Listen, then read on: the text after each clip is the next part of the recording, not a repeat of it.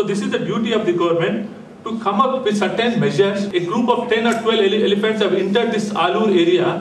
This was not surrounded, were fed up. The people were fed up, they made so many representatives to government. To a far off place, say 500 or 600 kilometers away from this village. Ultimately the problem came to an end. They have got a right to life. They have got right of doing their own business, avocation, agriculture, all those things. They have to live. Where he has stated ill-conceived Wildlife Protection Act. Really, there are some flaws in the act. See, when act is not sufficient, we should have the infrastructure to.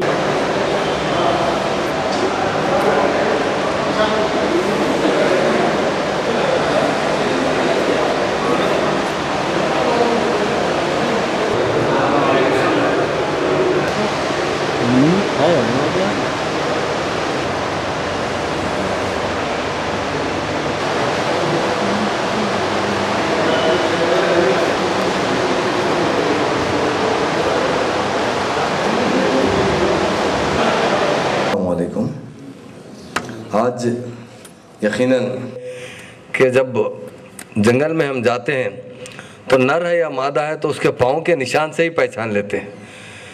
और वहीं भी सुना है कि हज़ारों में अगर एक जानवर हम पहचानते हैं, जैसा हम दूध का कारोबार करने से भैंस का कारोबार है हमारा, अगर हम एक बार देख लें तो 1000 आदमी में 1000 भैंस में उसको पहचान सकते हैं, वो आप नहीं पहचानते दूसरा आदमी। ये खुदा की कुदरत है। इसी तरह शेरों पर भी रिसर्च साबिक़ा में भी हुआ है और अब तो अल्लाह के फजल व करम से हमारी स्टेट जो हमारी मिल चुकी है, यकीनन ये बड़ी काबिल फ़ख्र की बात है कि इस स्टेट में ज़रूर सर्वे होगा और नवाब शफ़ाअत अली खान साहब के सर्विसेज 100% हम लेंगे और हुकूमत से भी, जैसा हमारे जज साहब ने कहा, उन्हें डेफिनेट अच्छे लेवल का अवार्ड सेंट्रल गवर्नमेंट से भी देंगे। और हमारे पास भी परसों 15 अगस्त को बहुत से खिलाड़ियों को, बहुत से लोगों को अवार्ड दिया गया। शायद उससे पहले मेरी मुलाकात होती तो मैं भी चीफ मिनिस्टर साहब को रिकमेंड करता था कि हमारे शफ़ाअत भाई को भी बहुत बड़ा अवार्ड दिया जाए। परवीन कुमार साहब जो हाई कोर्ट के जस्टिस हैं, यकीनन हमारे लिए काफ़ी फ़ख्र की बात है कि उन्होंने शफ़ाअत अली खान साहब की किताब की इनाग्रेशन में वो तशरीफ़ फरमाए हैं। और इसी तरह मैं खुद भी वोटर हूँ, वो भी यहाँ मौजूद है। यकीनन हम मिलजुल कर काम करेंगे, भाई भाई की तरह काम करेंगे। मैं यही चाहता हूँ कि हम सब जो तेलंगाना के कायदीन हैं वो यकीनन मिलकर चलें। और हम मजलिस का तो बहुत एहतराम करते हैं, आज नहीं पहले से ही करते हैं। और हमारे केसीआर साहब भी असद भाई और अकबर भाई को हमेशा भाई की तरह देखते हैं। इसी तरह बलाला भाई भी मेरे छोटे भाई की तरह मैं देखता हूँ। यकीनन जो भी स्कीम्स आएंगे, चाहे डेवलपमेंट के स्कीम हो, एम्प्लॉयमेंट के स्कीम हो, हाउसिंग स्कीम हो, ओल्ड एज पेंशन हो, हैंडीक्राफ्ट पेंशन हो, एजुकेशन का मसला हो, हर जगह हम पुराने शहर में भी बहुत बड़ा इनकलाब लाना चाहते हैं। और वो भी हमारे ख़ास तौर से मलकपेट में तो बलाला भाई की सदारत में लाएंगे और पूरे ओल्ड तेलंगाना में तो असद भाई अकबर भाई के साथ भी मिलकर काम करेंगे। और हमारे ख़ास तौर से वाइल्ड लाइफ वार्डन्स के आपसे चीफ जो है फॉरेस्ट डिपार्टमेंट के शर्मा साहब, हतीश मल्होत्रा साहब जो फार्मर फॉरेस्ट डिपार्टमेंट के ऑफिसर हैं, गंगाराज साहब जो विजयवाड़ा की एमपी है। यकीनन हमने बहुत जो तहरीक चलाई है वो तहरीक एक पुरअमन तहरीक थी और ये हम अपने हक के लिए लड़े थे। हम 14 साल के मूवमेंट में तो उसके वारिस औलाद होते हैं, तो वो अपना जब एक वक्त आता है तो वो भी अपने हक के लिए भाई से भी बाज़ाब्ता तरीके से, अगर प्यार से हो जाता है तो वो हासिल कर लेते हैं, अगर प्यार से नहीं मिलता तो कहीं ना कहीं अदालत का खटका अदालत पर जाना पड़ते हैं।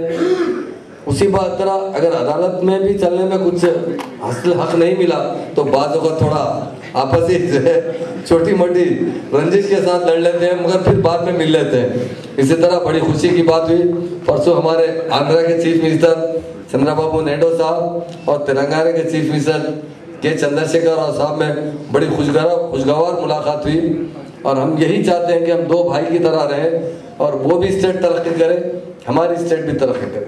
दोनों में अच्छे संबंध होना चाहिए। अगर किसी वजह से हमारे संबंध में फ़र्क रहेगा तो आवाम में भी बड़ी तकलीफ झेलना पड़ेगा।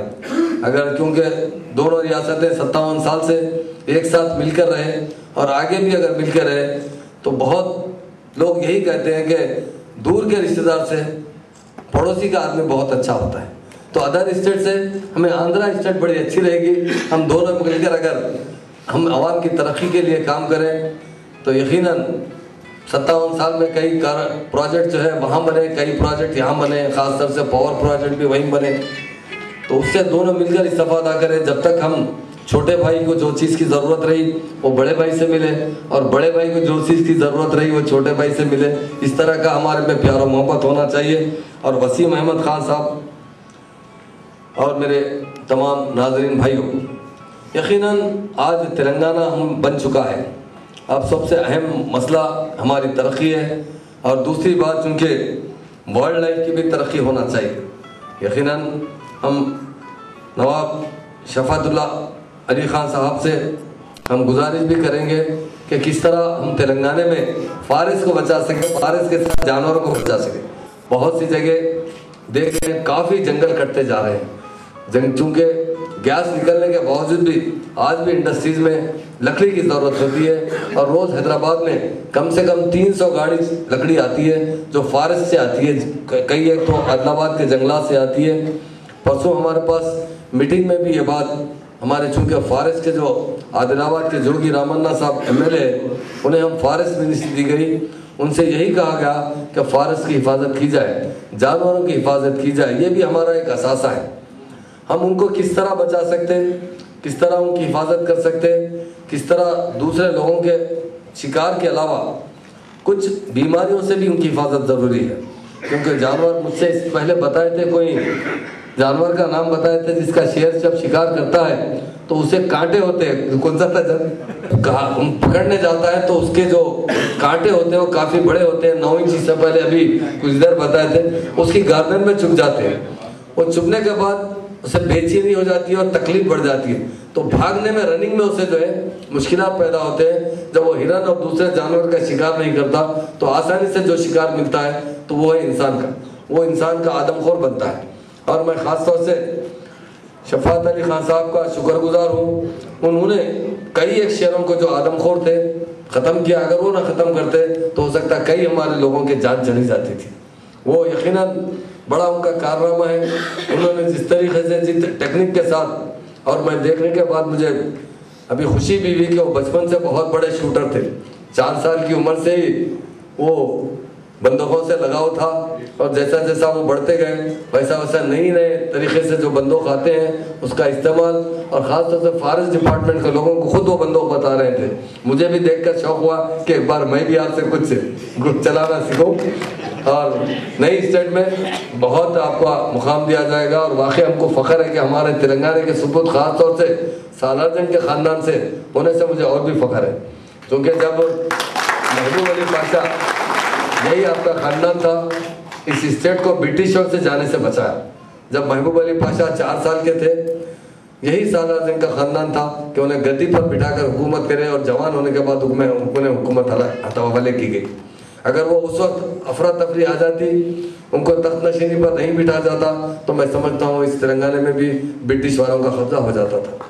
तो इसलिए सालारजंग ख़ानदान को हम बहुत रिस्पेक्ट देते हैं। और ख़ास तौर से सालारजंग म्यूज़ियम जो बनाया गया, आज सारी दुनिया से लोग आकर यहाँ सालारजंग म्यूज़ियम देखते हैं। और हमारी भी ख्वाहिश है कि यहाँ पर जो निज़ाम के ज्वेलरी है उसे आज से सारी दुनिया में फिराया जा रहा है। इंडिया में इस ज्वेलरी को हमेशा के लिए यहाँ महफूज रखना चाहते हैं। और दूसरी बात, हम नवाब ख़ानदानों को, जो नवाब जागीरदार थे एक ज़माने में, उन्हें लोग, हमें भी, जब मैं समझता हूँ यहाँ बड़े बड़े बुजुर्ग बैठे हैं, हैदराबाद का आदमी कहीं जाता तो उसे नाम से नहीं पुकारा जाता था। नवाब साहब आइए पुकारा जाता था, जागीरदार साहब आइए पुकारा जाता था। ये एक हमारी तहजीब थी, मुसलमानों की एक कल्चर था। हम वही तहजीब और कल्चर को फिर से रिपीट करना चाहते हैं। इसलिए निज़ाम सरकार जब बादशाह थे तो महाराजा किशन प्रसाद वजीर आजम थे, वेंकट राम रेड्डी कोतवाल थे, इसीलिए उसी दौर को पलटाकर केसीआर साहब चीफ मिनिस्टर बने तो महमूद अली को डिप्टी चीफ मिनिस्टर दिया गया। आप लोगों की दुआओं का असर है। आप देख रहे हैं कि हम वही तारीख को फिर से पलटाना चाह रहे हैं, हिंदू मुस्लिम में भाईचारगी लाना चाह रहे हैं। और ख़ास तौर से जो 15 अगस्त की फ्लैग हास्टिंग थी, जब वहाँ मैं खुद भी मौजूद था, हमारे बलाला भाई भी मौजूद थे और तमाम लोग भी मौजूद थे, ऐसा दिखा कि फिर से वो कल्चर जो साबिका कल्चर था वो फिर से पलट कर आया। क्यों? जब केसीआर साहब आ रहे थे, तमाम नखारे जिस तरह से वो ज़माने में बजते थे, और मैं नूर का बाजार का याद नहीं हूँ, मेरे महल्ले में एक रौरंबा जोड़ी थी, मैं देखता था जब आते जाते तो वहाँ पर हमेशा नौबत बजते रहती थी। वही नौबत मुझे वहीं सुनी है तकरीबन 40 साल के बाद गोलकुंडा किले पे। तो यकीनन हम यही चाहते हैं, उसी तरह हम सीरियन पैलेस का भी नाम बदलना चाहते हैं, क्योंकि वो ज़मीन किसकी है बताइए? वो ज़मीन जो है निज़ाम सरकार की, और ख़ासतौर से मुकरमजा के हिस्से में वहाँ ब्रह्मणी पार्क रखा गया, उसे हम निकाल कर आसफ जाही पार्क रखेंगे, ताकि वो तारीख जिसकी ज़मीन है उसके नाम से होना चाहिए था। हम किसी के खिलाफ नहीं है, मगर हमारे जो तारीखी हमारे ज़मीनात है जिस पे हमारे लोगों का नाम होना चाहिए था। कुछ हालात इस तरह रहे कि यकीनन वो एक ऐसा दौर आया था 56 साल में, ख़ास तौर से मुसलमानों पे बहुत ज़्यादा इफेक्ट हुआ। मुसलमान बड़े बड़े जागीरात के मालिक थे। 1956 में मिलने के बाद 58 के अंदर उन पर टेनेंट्स एक्ट लगाया गया, जबकि हर बड़ा आदमी खुद तो काम नहीं कर सकता है। अगर कोई इंडस्ट्री चलाते हैं तो 60% क्या मुलाजिमीन को दिया जाता, जो काम करने वाले 60% काश्तकारों को दे दिया गया। जिसके पास 5000 एकड़ जमीन थी वो सीधा 2000 पर आ गया। 2000 पर आने के बाद यही एक्ट आंध्रा में नहीं लगा, आंध्रा के जमींदारों को नहीं लगा। ये एक्ट सिर्फ तेलंगाना में, चूंकि यहाँ के नवाबों के पास हजारों एकड़ जमीन थी। वो 2000 के बाद फिर क्या हुआ? सीलिंग एक्ट लगाया गया, क्योंकि मुसलमान कभी अपने बाप से जमीन तो नहीं मांगता, जायदाद तो नहीं मांगता, कभी मेरे नाम पे करो बोलने की बात तो कभी भी। वो जमाने में एक जॉइंट वेंचर था, तो उसमें हुआ क्या? सिर्फ 20 एकड़ तरी और 30 एकड़ खुशकी की जमीन दी गई, वो 5000 वाला 50 एकड़ पे आ गया। तो बहुत कई ट्रस्ट के लिए पाबंदी लगाए गए, कई तरीके से हमारे साथ नाइंसाफी हुई। बहुत जद्दोजहद के बाद आज यकीनन तेलंगाना मिला है। ये फिर से हम वो मुस्लिम कल्चर को फिर से दोहराना चाहते हैं, ताकि मुसलमानों को भी बाइज़्ज़त ज़िंदगी मिल सके। काफ़ी ज़माने से हमारे साथ उधर भी नाइंसाफी, हर शोबे में हम तरक्की याफ्ता देखना चाहते हैं। कोई ऐसा शोबा नहीं छोड़ना चाहते जिसके अंदर मुसलमानों को नुकसान पहुँचे, जो साबिका में नुकसान पहुँचे। आज हम 12% भी रिजर्वेशन देना चाहते हैं, और उसके लिए ज़रूर हम हिकमत अमली बनवाएंगे और ज़रूर उसे अमल आवरी करने की पूरी कोशिश भी करेंगे और करेंगे। और अब चूँकि पिछले 6 महीने पहले कुछ पुलिस के मुलाजिमतें निकले थे, मैं समझता हूँ बलाला भाई भी थे उस दिन, मैं कमिश्नर साहब, यही कमिश्नर थे जो DGP है, मैं उनसे सवाल कर रहा था कि भाई ज़रा हमारे कम्युनिटी, मुस्लिम कम्युनिटी या माइनॉरिटीज़ का परसेंटेज बताइए। वो नहीं बता सके, तो बाद में पता चला 1.9% दिया गया। मगर इस मरतबा आबादी के तनासब से 12% बराबर मुलाजिमतें दी जाएगी। जहाँ भी मुलाजिमतें निकलेंगी तो हर तरीके से सब कौमों के साथ मुस्लिम कम्युनिटी को भी तरक्की करने के मौके ज़रूर फराहम करेंगे, और उनका जो खोया हुआ मुकाम था वो फिर से हम दोहराना चाहते हैं, उन्हें वही मुकाम देना चाहते हैं। मैं तो मुकरम को भी ऑफर कर रहा हूँ, आप लोग फिर आइए, यहीं रहिए, हैदराबाद में रहिए। अभी भी ऐसी बात नहीं है कि उनके पास दौलत कम हो चुकी है। वाकई कई गलतियों की वजह से बहुत से गैर जरूरी के परेशानियों में पड़ चुके थे। यहाँ रहते तो बड़ी इज्जत रहती थी, यहाँ रहते तो बड़े कोई ना कोई, उस वक्त नेहरू साहब भी उन्हें गवर्नर का ऑफर करे थे। आज दूसरे स्टेट में देखिए आप, जो छोटे छोटे राजा रजवाड़े थे वहाँ जो बड़े बड़े ओहदों पर, मैसूर के फैमिली को देखिए, उन्होंने वहाँ हुकूमत भी की, मगर आज ये लोग कुछ प्लानिंग की सही तरीके से ना करने की वजह से काफ़ी नुकसान हुआ। मगर आज भी मेरे नज़दीक तो मैं बताता हूँ हज़ारों करोड़ की जायदाद आज भी इंडिया में है उनकी। अगर वो आकर यहाँ रहकर कम्युनिटी वेलफेयर पर कुछ काम करना चाहते हैं तो ज़रूर उनकी फैमिली और हमारे सालार जंग की फैमिली को हम ज़रूर रेस्पेक्ट देंगे। और उन्हें फिर से, क्योंकि मेरे पड़ोस में केसीआर नवाब भी है, उनका भी ताल्लुक़ उसी ख़ानदान से है, तो हम ये चाहते हैं कि उनके ख़ानदान का भी हम रेस्पेक्ट दें। और जो नवाब फैमिली जिस तरह सफ़र हुई है, उन्हें फिर से अपना मुकाम देकर बाइज़्ज़त तरीके से हम उनका एहतराम भी करेंगे, क्योंकि तेलंगाना आज जो डेवलप है 100% वो निज़ाम स्टेट से डेवलप है। आज तेलंगाना में हर जगह दुनिया में टेक्नोलॉजी डेवलप हुई है, IT टेक्नोलॉजी डेवलप हुई है, हाईटेक सिटी ज़रूर बना है, मगर लोगों की तकलीफ दूर होने के लिए ऐसे दवाखाने नहीं बने, ऐसे कॉलेजेस नहीं बने, ऐसे स्कूल्स नहीं बने। आज हमको जो 2 दिन का सर्वे करवाए उसका यही मकसद है कि हमारे ख़जाने की रकम गरीब आदमी तक पहुंच सके। हम जो आज हम देख रहे हैं कि